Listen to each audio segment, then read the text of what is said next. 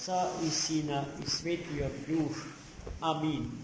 Возлюбени во Христа Бога, браќа и сестри, еве зад нас останува и втората седмица од празникот на великите пасхални пости. Ако првата седмица ја завршивме така што торжествено го празнувавме празникот на светата православна вера, за која што рековме дека е синтеза на верата на светите апостоли од нас сите исповедана без измени, без додавки и без одземања. Онаква каква што апостолите во првиот век после Христа, од Христа примајки ја ни ја пренесоа до ден денешен, ја чуваме во сета незина чистота. Затоа е таа православна, затоа што се животите православни. Да се верува православно и православно да се живе. Тоа е тој спој без кој што нема вистинско исповедање на верата на светите апостоли. Во оваа недела пак Светата Црква Божја повторно не враќа на молитвата и не соочува со силата на молитвата, што секој од нас посебно и сите заедно, односно целата Црква Божја треба да ја практикуваме во секој ден од нашиот живот, но особено нагласено и особено интензивно во деновите на великите пости. Во тоа и ја гледаме смислата од празнувањето на светата личност, на гораздиот богослов на Светата Црква Божја од 14. век, светиот Григорий Палама, архиепископот Солунски, кој што долги години живеел како светогорски монах. Света гора Атонска, така наречената монашка република, и до ден денеска ги чува сите белези што се осветени и обележени од светата личност на денес славениот архиепископ Солунски Григорий Палама. Тој е и го носи токму тој епитет бранител на светите светогорски исихасти. Што бранил тој од светите исихасти? Нивната молитва, кратката Исусова молитва, без која што е незамислив молитвениот живот на Светата Црква. Кратката Исусова молитва е најкратка од сите молитви, но најсилна, бидејќи светиот Палама и сите свети молитвеници светогорски ја доживуваат како еден вид фокусна точка во која што се собира севкупниот молитвен живот на Црквата Божја. Со таа молитва треба сите треба да ја практикуваме, но внимателно, бидејќи е го оган што може да изгори. Се сеќавам на една анекдота врзана за познатиот и од сите нас необично саканиот и возлюбениот светогорски старец Паисий. Во неговата келија во Кареја пристигнал познат атински свештеник со група студенти, кој што ги воведувал во тајната на Исусовата молитва и им ветил дека ќе ги однесе на Света гора кај светиот старец од устата негова да чујат за значењето на таа света молитва. Но старецот не сакал да излезе и не сакал ни збор за тоа да им каже. А тие чекале со сати и молеле да дојде нешто барем да им каже. Потоа тогаш присутниот искушеник на старецот, монахот Амфилохи, го замолил старецот сепак да излезе. И од љубов спрема својот искушеник излезе. И гледајте, првите зборови што ви кажам се следни. Деца, немојте да си играте со огнено оружје. Оној што не умее да се моли со Исусовата молитва, наликува на дете што си игра со огнено оружје во рака. Може да настада нашиот ум и нашето срце. Но ништо тоа нема да се случи ако Исусовата молитва ја практикуваме умерено. За толку може секој духовник да ни каже. Бидејќи духовниците што ги имаме во урбаните градови не и се дораснати на таа молитва. И опасно е тие да ја превземат улогата или задачата на учители на Исусовата молитва. Но еден круг од 100 молитви на бројаница не може никојаш да ни наштети. Оние што имаат прекумерни амбиции да ја практикуваат со по неколку илјади во денот, тие ризикуваат да си наштетат. Па гледајте сега, мерата што ќе ни ја определи свет, духовниот отец наш, нашиот духовник, нашиот духовен раководител, е мерата што треба да ја чуваме, без да се залетуваме, без да се јуначиме, без да помислуваме дека ние сепак можеме многу повеќе од што не потценал нашиот духовник. И така се сочува тие гордоста ќе ги земе работите во своји раце. И место растење во Христа по силата на молитвениот живот ќе се случат невидени стармоглави падови во нашиот живот. Молитвата оди со верата, се разбери, таа е израз на верата. А каква треба да биде верата наша? После, откако чувме каква треба да биде молитвата наша. Идентична со јунаците на денешното свето Евангелие. Четворица носеле во постела фатен. Не можел да се движи, чуле дека Христос е во Капернаум и во куќата на извесен жител на тоа село и поитале да го однесат болниот со намера да побараат исцеление од животодавецот Христос. Но кога стигнале пред куќата во која што бил веќе Христос со своите ученици, забележале дека преполнета со народ. Просто не можел да се влезе во. И гледајте сега што направила нивната вера. Тие се качиле на кровот од куќата. Го раскопале кров. И болниот го спустиле пред нозете Христови и побарали Христос да го излезе. Таа вера нам подобајат. И ние треба да имаме истата таа вера. Без сомнеж. Да сме секогаш сигурни дека Христос нема да не остави. Без утека. Без лек.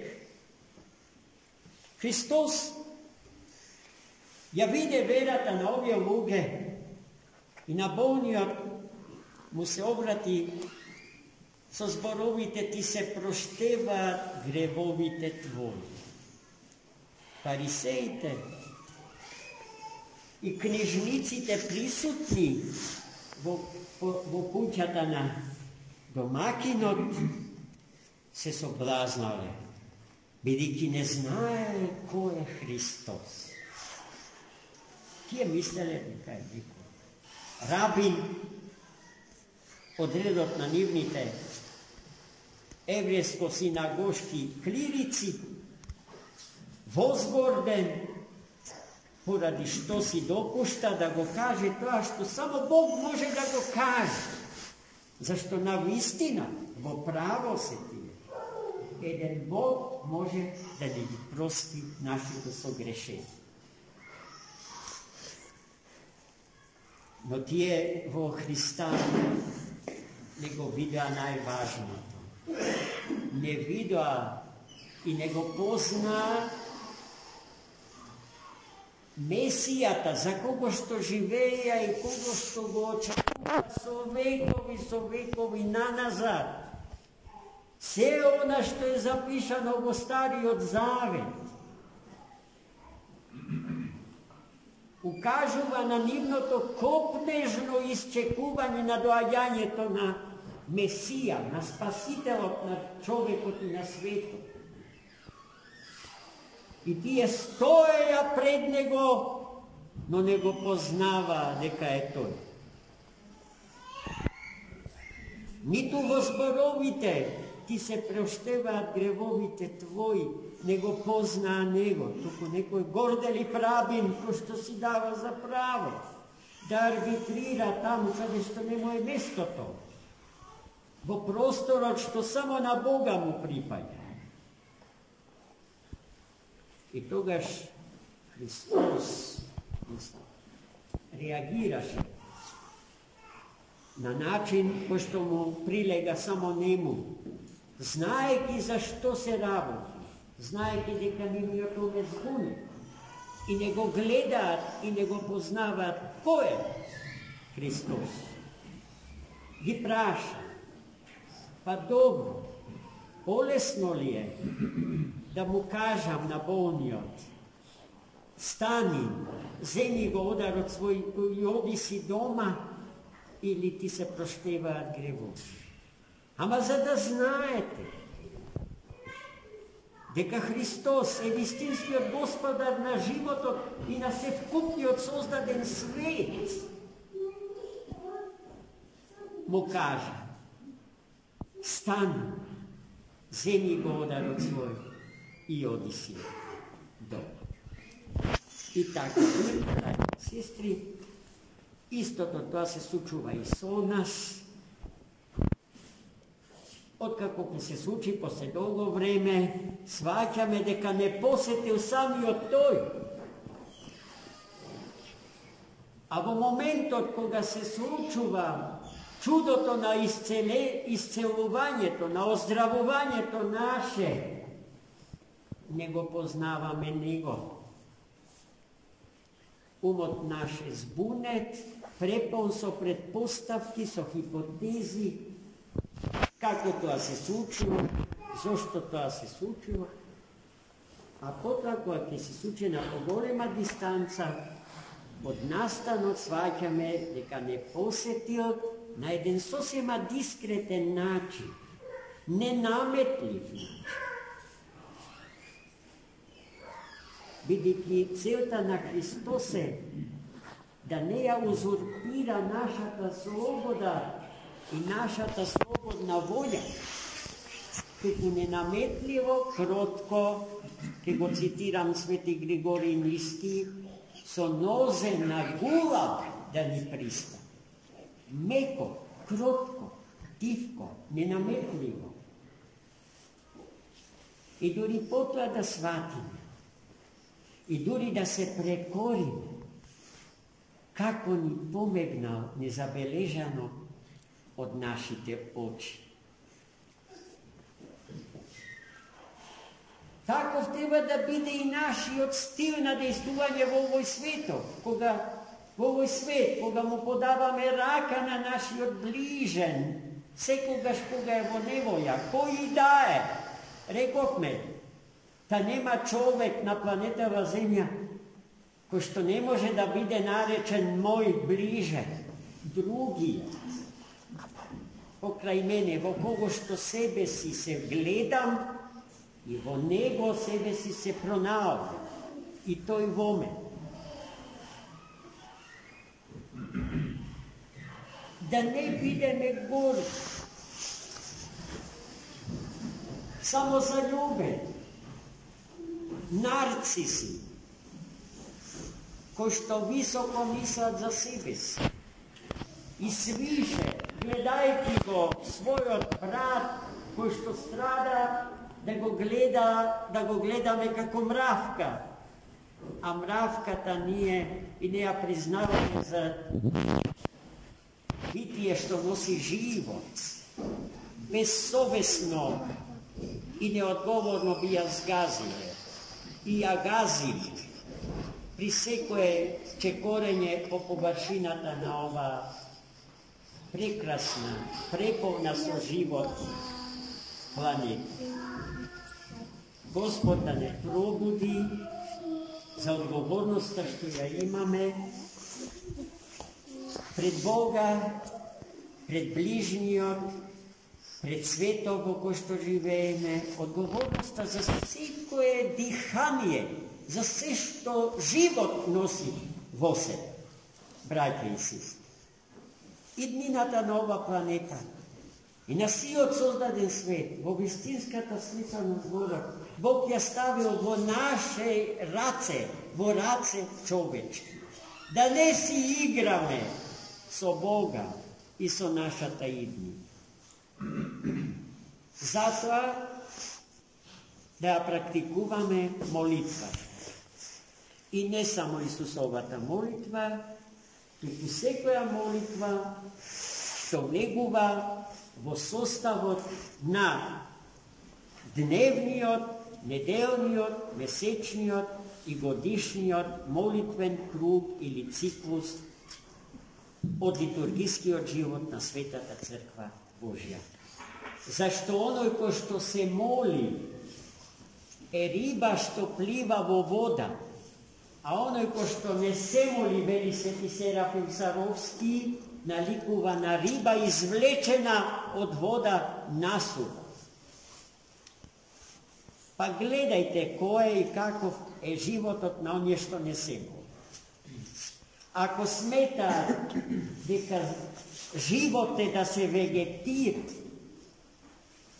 да се живота, биолошки да се функционира, без да се расте, без да се вишне померата од растот на плиромата на богочовечката личност Христов, тогаш тој живот не е живот, браќи и сестри. Тој живот е скотски живот. И таквиот човек се откажа од своето човечко достојанство. И по животиниот, вели Достоевски, се расчовечи од битие создадено за обожување, се вратил во битие кончовечно, подчовечно или расчовечно. Тоа никако не смее да не се случи. По молитвите на денеславениот архиепископ Солонски Григорий Палама, кому му должиме многу. Овој манастир и се што овој манастир има, некогаш бил исихастички центар. Во него живееле светениците на монашкото движење предводено од Свети Григорий Палама. Овој манастир и секој друг манастир од 14 век наликувале на малечки универзитети. Во нив се изучувало Светото писмо, Стариот и Новиот Завет, црковните уметности, музиката, сликарството, се изучувала философијата, теологијата, се изучувале јазиците, бидејќи се преведувале свештените текстови од старогрчки и еврејски на славјански и на други класични, тогаш применливи или говорливи јазици. Тоа била калишта и затоа тоа е и денес. Народот тоа го носи во душата своја. Совеста и знаењето му го налага таквиот однос кон ова светилиште, поради што во секоја година на 21 септември реки народ, десетици илјади луѓе од сите страни доаѓа да ја заблагодарат на Богородица Мајка и на светите исихасти, монаси, што со векови живееле во ова светилиште. Тие и денеска живеат преку нас, нивните наследници. Рекохме, не мора да се биде монах, за да се биде исихаст, за да се биде молитвено битие. Токму тоа, таа одговорност ја имаме ние за нашите деца и нашите деца да живеат како риба во вода, употребувајќи ја кратката Исусова молитва: Господе Исусе Христе, Сине Божи, помилуј ме, мене грешниот. Господи Исусе Христе, Сине Божи, помилуј не нас грешни. Големите исихасти, после долго молење, содржината на таа молитва ја кратат. Господи Исусе Христе, Сине Божи, помилуј ме, па уште повеќе ќе ја скратат: Господи Исусе, и на крајот се завршува само со Исусе, Исусе, Исусе, бидејќи Исус е централниот збор, централниот поим на таа молитва. Во состојба на молитвена екстаза и во состојба на целосна богосоединетост, сраснатост на човекот со Бога, во состојба на обоженост, човекот престанува да го говори името Христо. Туку живее со Христос, во Христа и Христос во човекот. Препол со благодат Божја, разгорен и запален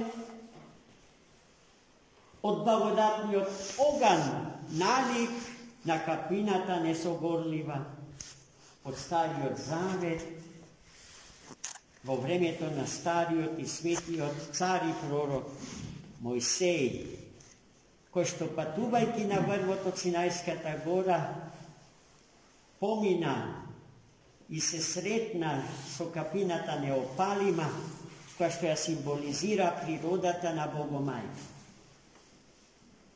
И така подготвен, со лицето свое застана пред лицето Божие и го направи тој чудесен разговор со Него, во кој што тајната Господња целосно ни беше откриена. Во таа тајна, во тој благодатен оган предстојува умот на православните христијани, кој што повеле молитвен диалог со Бог.